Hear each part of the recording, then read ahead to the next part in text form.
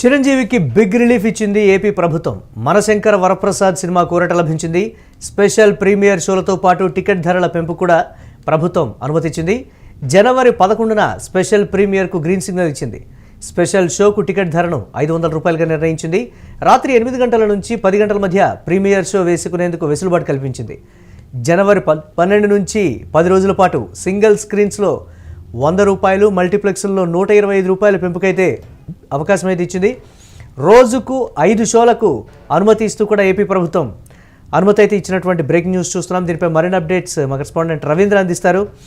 Ravindra, expected ఆంధ్రప్రదేశ్లో ఈ రకమైనటువంటి వెసులుబాటు దొరుకుతుందని ఎక్స్పెక్ట్ చేసినటువంటి పరిస్థితి ఉంది.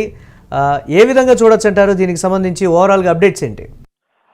ఈరోజు ఆంధ్రప్రదేశ్ ప్రభుత్వం నుంచి చిరంజీవి సినిమా ఏదైతే మనశంకర వరప్రసాద్ ఉందో దానికి టికెట్ రేట్ల పెంపుకు అనుమతి ఇచ్చారు.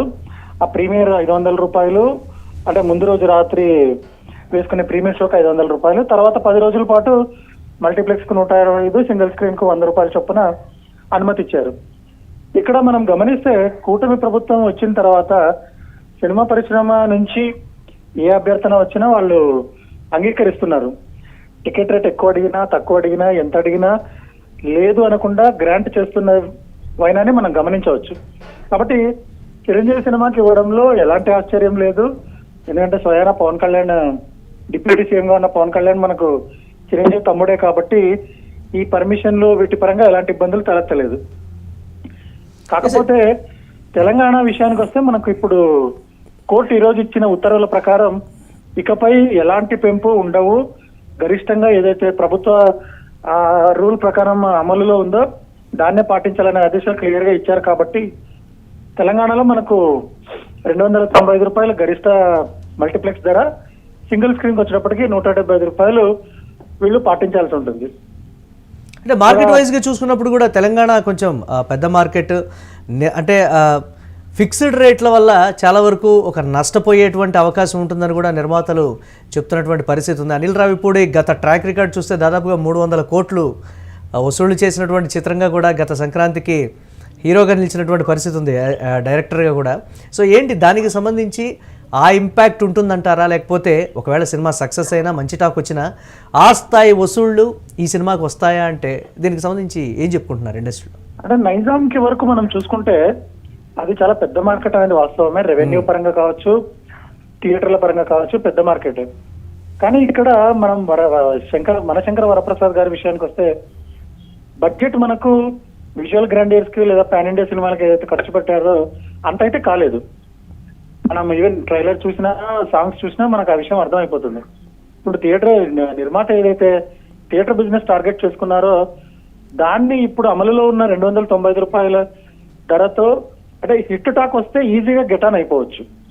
లేదు ఒకవేళ టాక్ ఏదైనా అటు ఇటుగా అయిన పక్షంలో ఆ ప్రభావం ఖచ్చితంగా వసూళ్ల మీద, తర్వాత నిర్మాత మీద కూడా ఉంటుంది. ఎందుకంటే మనకు వరప్రసాద్ వచ్చిన 2 రోజుల్లో ఇంకో 3 సినిమాలు వస్తున్నాయి. భర్తమాశయులకు విజ్ఞప్తి, నారి నారి నడుమరారి, అనగనగా ఒక రాజు. కోయిన్సిడెంటల్ గా ఇక్కడ ఏంటంటే అన్ని ఎంటర్టైనర్లే, ఏది కూడా సీరియస్ కాదు, వైలెన్స్ లేదు, యాక్షన్ లేదు, ఎలివేషన్ లేదు, కేవలం నవ్వించడమే టార్గెట్ గా పెట్టుకున్న సినిమాలు ఇవన్నీ. సో ఫ్యామిలీ ఆడియన్స్ ఇక్కడ ఏమవుతుందంటే స్ప్లిట్ అయిపోతారు. ఈ 4గిట్లో ఏది చూడాలి, ఏది బాగుంది అనే దాని విషయంలో టాక్స్ కానీ, రివ్యూస్ కానీ ఇవి కీలక పాత్ర పోషిస్తాయి. అలా చూసుకుంటే మనశంకర వరప్రసాద్ సేఫ్ అవ్వాలి అంటే యునానిమస్ గా ఒక బ్లాక్ బస్టర్ టాక్ అనేది రావాలి. లేదు యావరేజ్ అంతకంటే కింద ఉందన్నప్పుడు మనకు పోటీలో ఉన్న సినిమాల వల్ల ఇబ్బంది అవుతుంది. ఒకటి కలిసి వచ్చే అంశం ఏంటంటే మనకు రాజాసాబ్కి వచ్చిన మిక్స్డ్ రెస్పాన్స్ కావచ్చు, నెగిటివ్ టాక్ కావచ్చు, అదంతా కూడా మనకి ఇప్పుడు ఈ మెగా మూవీకి ఖచ్చితంగా హెల్ప్ అవుతుంది.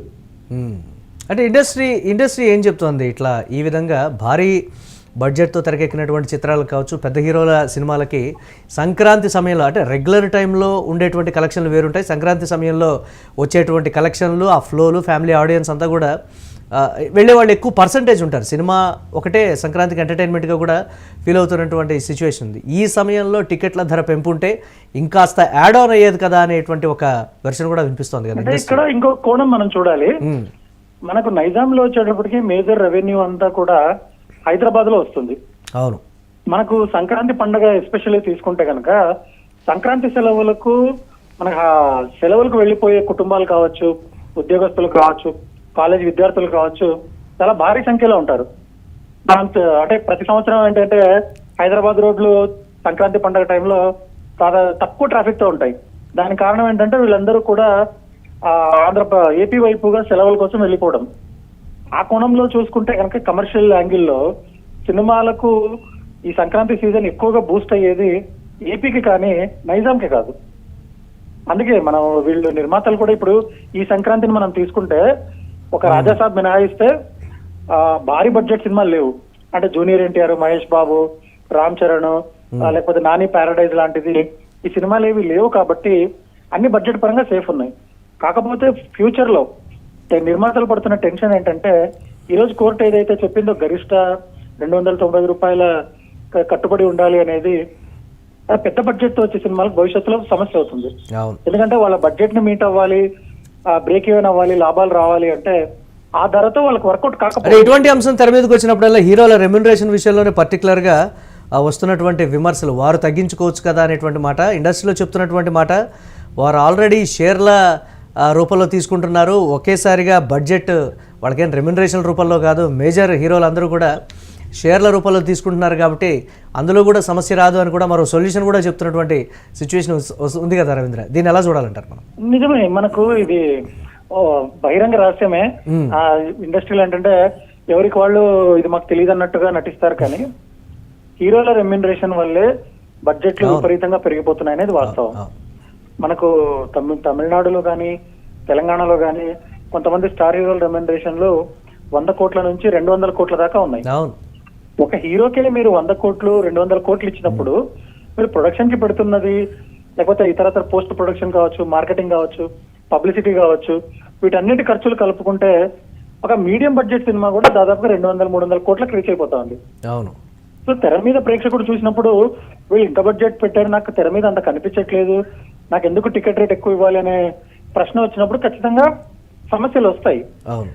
సో పెద్ద బడ్జెట్ ఇప్పుడు రాజమౌళి వారణాసి వస్తున్నప్పుడు మనకు ఆ సినిమాకి పెట్టే 1000 రూపాయలైనా 1500 వర్త్ అనిపిస్తుంది, గ్రాండియర్ గా ఉంటాయి కాబట్టి. అలా కాకుండా ప్రతి దర్శకుడు, ప్రతి హీరో ఇలా రెమ్యునరేషన్ల పేరుతో బడ్జెట్ పెంచేసుకుంటూ పోతే అది చివరికి ఆడియన్స్ అసంతృప్తికే దారితీస్తుంది. సో మీరు రెమ్యునరేషన్లు పెంచుకోవడానికి మేమెందుకు టికెట్ డబ్బులు ఎక్కువ ఇవ్వాలి అనే ప్రశ్న తలెత్తినప్పుడు ఫుట్ ఫాల్స్ అనేవి తగ్గిపోతాయి, అంటే థియేటర్స్ కి వచ్చే వాళ్ళు తగ్గిపోతారు. ఇది చాలా ప్రమాదం. ముఖ్యంగా అంటే ఇంకో భయాన్ని కూడా వ్యక్తం చేస్తున్నారు రవీంద్ర, దాదాపుగా ఏముంది సినిమా రిలీజ్ అయిన తర్వాత ఒక 21 డేస్కి ఓటీటీకి వస్తుంది కదా, ఓటీటీ మూవీ కింద దీన్ని చూద్దాం అనేటువంటి ధోరణిలోకి కూడా ప్రేక్షకులు వెళ్ళిపోతారు. ఈ అంశానికి సంబంధించి కూడా ఇండస్ట్రీ ఇలా కూడా ఆలోచించాలనేటువంటి ఒక మాట కూడా వినిపిస్తోంది రవీంద్ర. ఇది ఈ ప్రమాదం మనకు ఆల్రెడీ మొదలైపోయింది. అవును, మన కరోనా టైంలో ఏదైతే ప్రేక్షకులు ఓటీటీలకు అలవాటు పడ్డారో, మనం ఇంట్లోనే కూర్చుంటే ఒక 4 వారాలు ఓపిక పడితే నేరుగా నెట్ఫ్లిక్స్, ప్రైమ్, హాట్స్టార్ ద్వారా ఏదో ఒక దాంట్లో వచ్చేస్తుంది కదా, మనం ఎందుకు థియేటర్కి వెళ్ళాలి అనే దాంట్లో చాలా మంది ప్రేక్షకులు ఉన్నారు. మనకు పైరసీ ఇంత విచ్చలవిడిగా పెరిగిపోవడానికి కారణం కూడా ఒక రకంగా టికెట్ రేట్లే అని చెప్పొచ్చు. ఐబొమ్మ రవి అరెస్ట్ అయినప్పుడు అతను రాబిన్ హుడ్ లో కొంతమంది సోషల్ మీడియాలో వర్ణించడానికి కారణం ఏంటంటే ఆ టికెట్ రేట్లను భరించే ఆర్థిక స్తోమత వాళ్ళకి లేకపోవడం వల్లే. అంతే తప్ప అతను ఏదో కరెక్ట్ చేశాడు, అతను మంచివాడు, ఏదో సర్టిఫికెట్ ఇవ్వాలని కాదు. అంటే అక్కడ సమర్థించడం కరెక్ట్ కాకపోయినప్పటికీ ఈ టికెట్ రేట్ల వల్ల ఒక తప్పు చేసిన నేరస్తుడిని కూడా ఒక మంచివాడిగా చిత్రీకరించే ప్రయత్నం జరుగుతోంది. ఇది ఇండస్ట్రీ పెద్దలు గమనించాలి. పైరసీని పట్టుకున్నారు, ఐబొమ్మ రవిని పట్టుకున్న తర్వాత కూడా పైరసీ ఆగిపోలేదు. జోరుగా చర్చ అయితే జరుగుతోంది రవీంద్ర, కానీ సినిమా టికెట్ల ధరల అంశం అంటే రిలీజులు, పెద్ద సినిమాలు రిలీజ్కి వస్తూ ఉన్నప్పటి నుంచి కూడా దాదాపుగా ఈ అంశం అయితే ప్రధానంగా తెర మీదకి వస్తున్నటువంటి పరిస్థితి చూడాలి. ఒక సొల్యూషన్ ప్రభుత్వం తరపు నుంచి కానీ ఇండస్ట్రీ తరపు నుంచి కానీ రావాలి అనేది అయితే క్లియర్ కట్గా వినిపిస్తున్నటువంటి వెర్షన్. ఇక చిరంజీవికి బిగ్ రిలీఫ్ అయితే ఇచ్చింది ఏపీ ప్రభుత్వం. మనశంకర వరప్రసాద్ సినిమాకి అయితే ఊరట లభించింది. స్పెషల్ ప్రీమియర్ షోలతో పాటు టికెట్ ధరల పెంపు కూడా ప్రభుత్వం అనుమతినిచ్చింది. జనవరి 11న స్పెషల్ ప్రీమియర్కు గ్రీన్ సిగ్నల్ అయితే ఇచ్చింది. స్పెషల్ షోకు టికెట్ ధరను 500 రూపాయలుగా నిర్ణయించింది. రాత్రి 8 గంటల నుంచి 10 గంటల మధ్య ప్రీమియర్ షో అయితే ఉండనుంది. జనవరి 12 నుంచి 10 రోజుల పాటు సింగిల్ స్క్రీన్స్లో 100 రూపాయలు, మల్టీప్లెక్స్లో 125 రూపాయల పెంపుకైతే అవకాశం ఇచ్చింది. రోజుకు 5 షోలకు అనుమతి ఇస్తూ కూడా ఏపీ ప్రభుత్వం ఉత్తర్వులు అయితే జారీ చేసినటువంటి బ్రేకింగ్ న్యూస్ చూస్తున్నాం.